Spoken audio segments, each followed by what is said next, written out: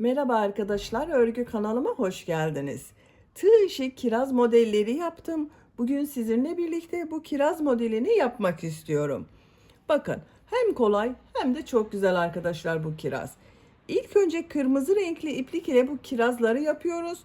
Sonra bu sap bölümünü yapıyoruz. Daha sonra yapraklarını yaparak kiraz örgüsünü bitiriyoruz.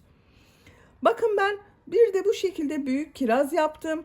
Bunların arasındaki tek fark arkadaşlar, sayıları aynı sayıda, tığ numarası farklı. Bunu şu tığ ile yaptım, bakın 4 numara 2,5 milimetre tığ ile yaptım. Bu diğer büyük olan kirazları 5 numara 3 milimetre tığ ile yaptım. Tığ numarası farklı olduğu için kiraz ölçüleri de bakın farklı oluyor, birbirinden çok farklı. Siz daha büyük kiraz yapmak istiyorsanız daha büyük numaralı tığ kullanabilirsiniz. Bu kirazı yapmak için kırmızı renkli ipliğe ihtiyacımız var. Siz sarı renkli yapabilirsiniz veya tercihinize göre her renk bu kiraz örgülerini yapabilirsiniz. Yapraklarını yapmak için yeşil renkli ipliğe ihtiyacımız var. Ve dediğim gibi tığ gerekiyor arkadaşlar. İstediğiniz numaralı tığları kullanabilirsiniz. Ben bugün bu tığ ile anlatıyorum. 4 numara 2,5 milimetre tığ ile yapıyorum. Bu büyüklükte kirazlar yapıyorum. Ve bunun içine doldurmak için şu şekilde bakın. Elyaf var. Bu elyaftan dolduruyorum arkadaşlar. Siz tercihinize göre evinizde bulunan pamuktan yapabilirsiniz.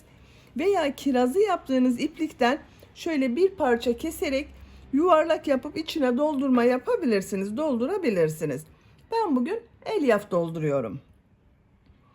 Hazırsanız hep birlikte bu güzel ve kolay kiraz örgüsünü yapalım.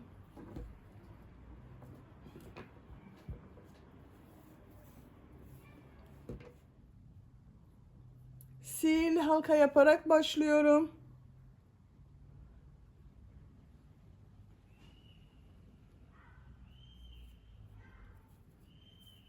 Zincir yaptım, sağlamlaştırdım. Bu sihirli halka içine 6 sık iğne yapıyorum. 1 2 3 4 5 6 6 sık iğne yaptım. İplik ucunu çekiyorum. Şu ilk ilmeğe tığ takıyorum. İlmek kaydırma yapıyorum.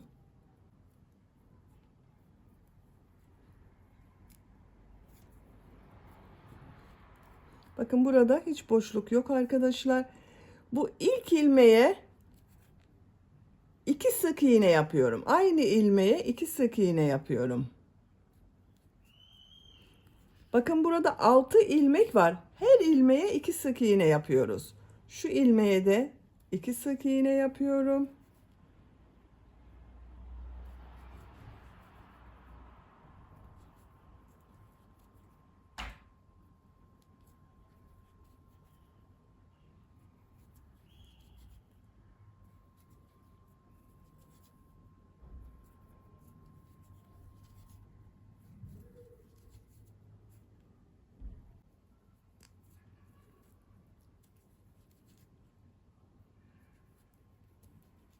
Bakın 6 ilmek üzerine ikişer sık iğne yaptım. Bu bir sırada 12 sık iğne oldu. İlk ilmek ile ilmek kaydırma yaparak sırayı birleştiriyorum. Başka arttırma yapmıyorum arkadaşlar. Bu 12 ilmek ile 3 sıra sık iğne yapacağız. Bakın bir zincir yapıyorum. Sık iğne yapıyorum. Her ilmek üzerine sık iğne yapıyorum.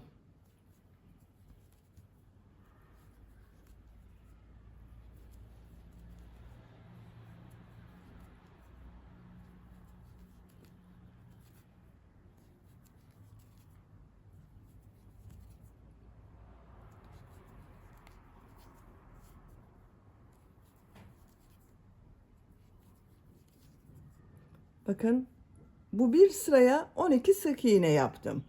İlk ilmek ile ilmek kaydırma yaparak birleştiriyorum. Bir zincir yapıyorum. Yine sık iğne sırası yapıyorum. Her ilmeğe sık iğne yapıyorum.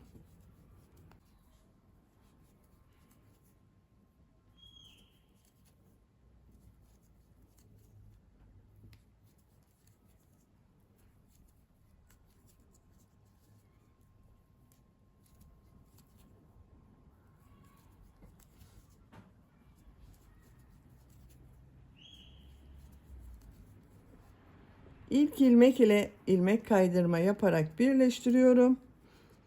Bu bir sıra üzerinde 12 sık iğne var. 5. sıradayım. Bir zincir yapıyorum. Yine her ilmeğe bir sık iğne yapıyorum.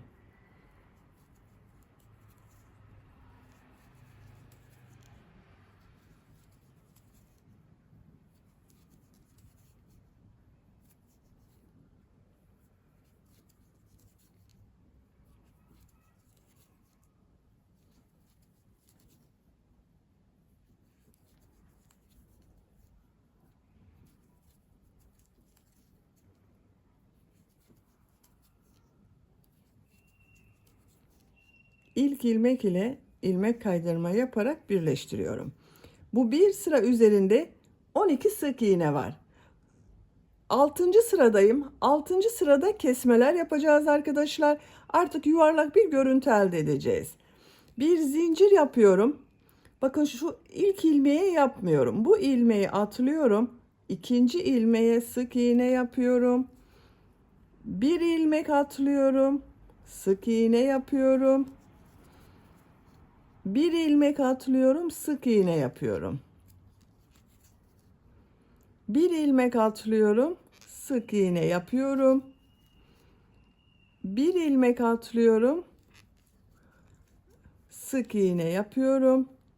Şu bir ilmeği atlıyorum, sık iğne yapıyorum.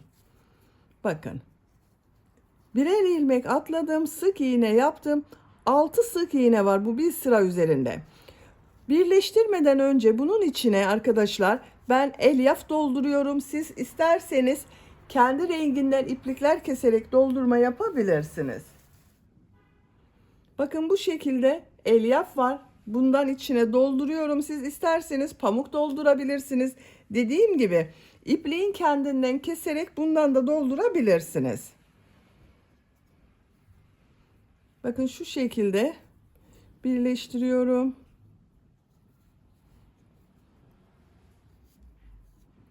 Tığın ters tarafıyla içine yerleştiriyorum.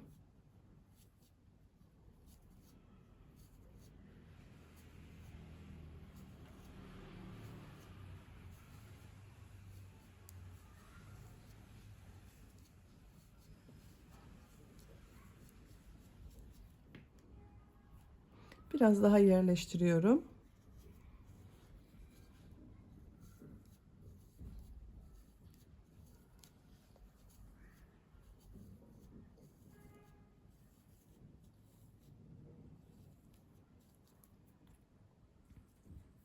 Bu yeterli arkadaşlar. Bakın şu ilk ilmeğe tığ takıyorum. İlmek kaydırma yaparak birleştiriyorum. Bakın dar bir görüntü oldu. Bakın şu bir ilmeği atlıyorum. İlmeğe tığ takıyorum. İlmek kaydırma yapıyorum. Bakın birleşti arkadaşlar. İpliği kesiyorum.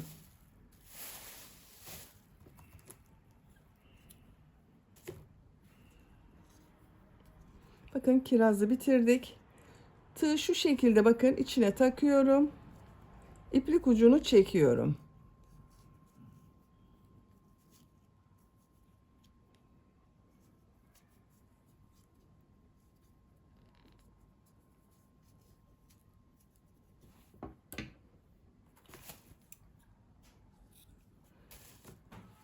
Bakın kirazı bitirdim. Bu şekilde oldu. Bundan bir tane daha yapacağız. Bakın ben ikinciyi de hazırladım. Şimdi bu kirazın sap bölümünü yapacağız ve yapraklarını yapacağız arkadaşlar.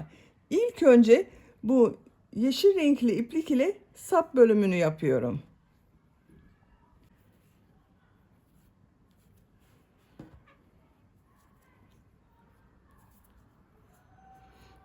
Bakın şu birleştirme yaptığım yerden şu şekilde tığı takıyorum. İpliği çekiyorum. Buradan ilmek yapıyorum arkadaşlar. Zincir yaptım, sağlamlaştırdım. İpliği şu şekilde bakın geçirdim. Sağlamlaştırdım. Zincir yapıyorum. 17 zincir yapıyorum arkadaşlar. 1 2 3 4 5 6, 7, 8, 9, 10, 11, 12, 13, 14, 15, 16, 17 zincir yaptım. Şimdi bu zinciri diğer yaptığım kiraz ile birleştiriyorum. Yine aynı şekilde bakın bitirdiğim ilmekten yapıyorum. Şuraya tığ takıyorum. İplik aldım. Zincirdeki ilmekten çekiyorum. İlmek kaydırma yaparak birleştiriyorum. Sağlamlaştırdım bakın. İpliği kesiyorum.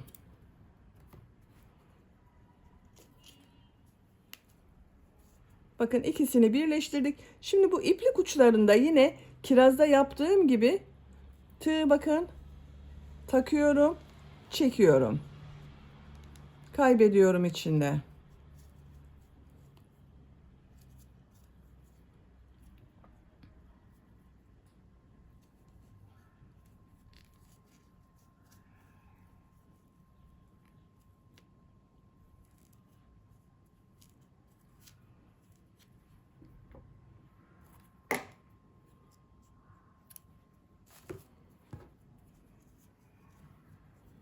Bakın kirazımız hazır arkadaşlar. Şimdi yapraklarını yapalım. Yine yeşil renkli iplik ile yapıyorum. Yaprağı yapmak için şu şekilde ilk ilmeği yapıyorum.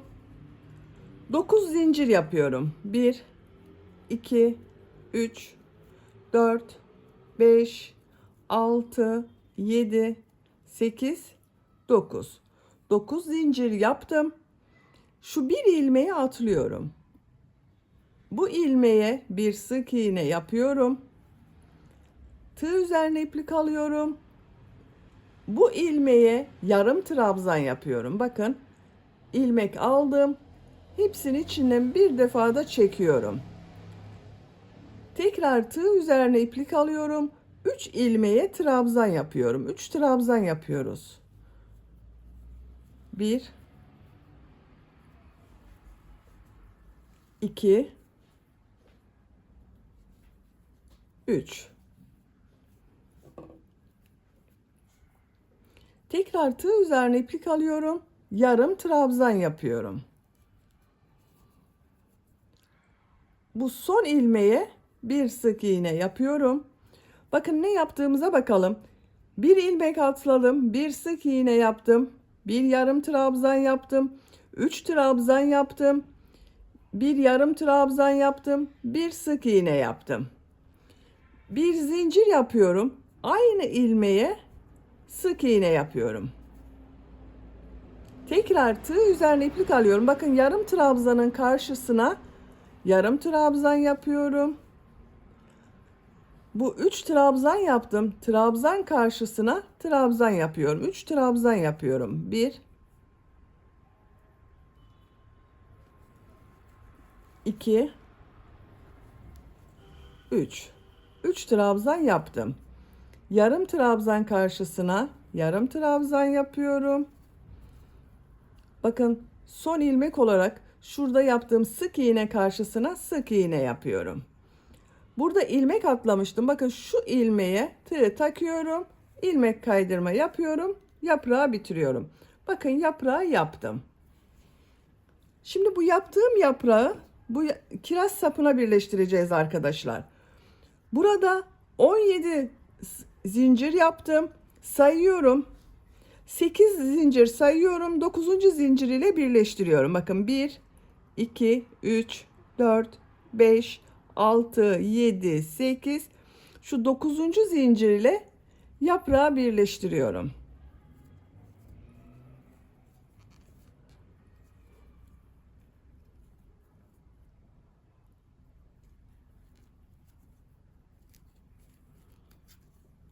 Bakın buna birleştirdim. Şimdi diğer yaprağı yapacağız. Bunda kaç zincir yaptıysanız bunda da aynı sayıda zincir yapıyoruz. Ben 9 zincir yaptım. 9 zincir yapıyorum. 1, 2, 3, 4, 5, 6, 7, 8, 9. Bir ilmek atlıyorum. Bir sık iğne yapıyorum. Bir yarım trabzan yapıyorum. 3 trabzan yapıyorum. 1 2 3 Bir yarım trabzan yapıyorum. Sık iğne yapıyorum. Şimdi diğer tarafını yapacağız. Bakın şu şekilde bir zincir yapıyorum. Sık iğne karşısına sık iğne yapıyorum. Yarım trabzan karşısına yarım trabzan, 3 trabzan yapıyorum.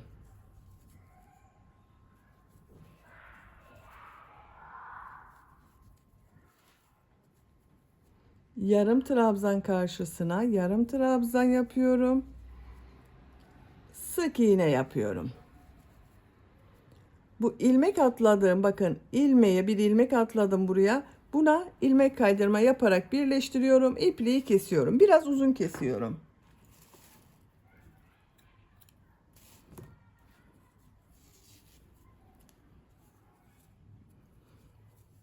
Bakın arkadaşlar, kiraz örgüsünü bitirdik. Bakın bu şekilde oldu. Çok güzel oldu.